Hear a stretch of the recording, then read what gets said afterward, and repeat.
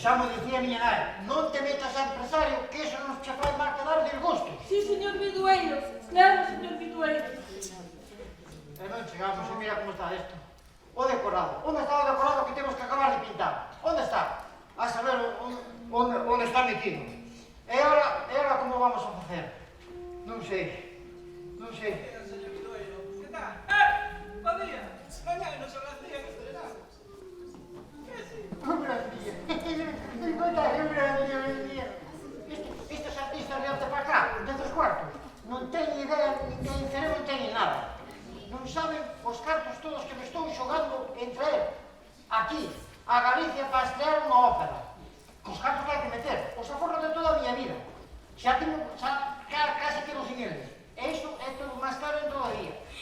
Isto que fai aquí? E isto?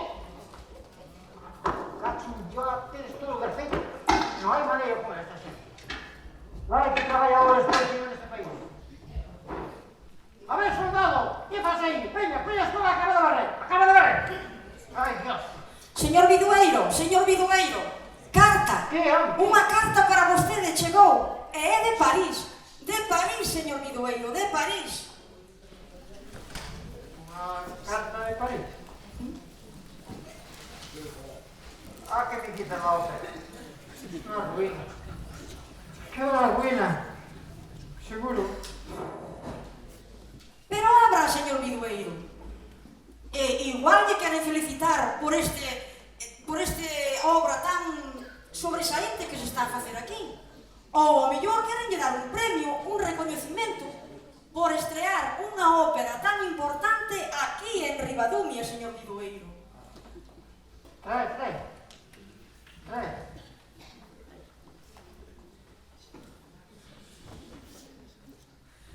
Anda que... Se me queren dar un premio, poñerlle o meu nombre a unha rúa de París. Rue Bidueiro.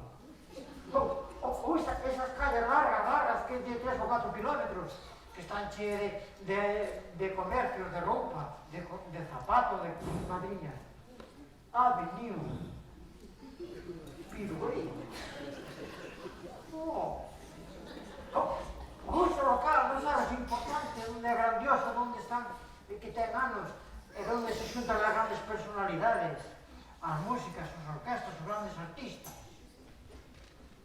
E dice, Boulevard Bidueiro. Ese monumento que teñen que empeza de o suelo, vai subindo, chega a feo casi. Torre Bidueiro. Non, si, se tal, hasta lle van a cambiar o nome ao país polo seu. Espera, que non é, sí, mira. George Bizet. George Bizet. Como? George Bizet. Sí, o compositor da ópera, que me famei. Sí, a mí. Pero que pon, lea. É unha mapure.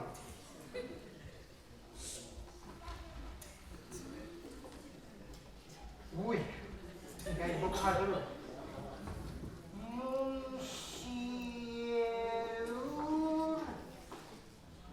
Monsieur.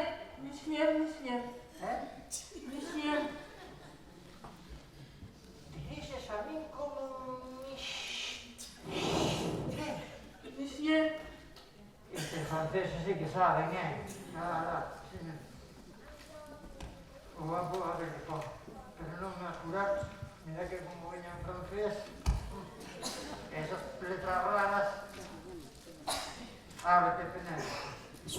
No, sí, así de nada. Ay, que Nervioso se encontra. Ajá. No, bueno, non sei, tío. Sí, entonces non é. Diríxome a vostede para agradecerlle a súa disposición e representar a miña ópera, Carmen, no seu teatro. Dignamente o que é meu. Sendo un acto tan excepcional, aproveito tal ocasión para viaxar hasta estas hermosas terras e disfrutar da súa estrea a ópera, claro. E facerme de paso, xa está pedindo, unha recomendación. Eu teño información. Quero tomar uns viños dos Arnés, levar unhas botellas, probar o tinto, eso, dos Arnés, e o albariño da comarca. Levar unha botellas tamén de licor, café, e de paso facer unha visita guiada polo río Umia e ir hasta Berna.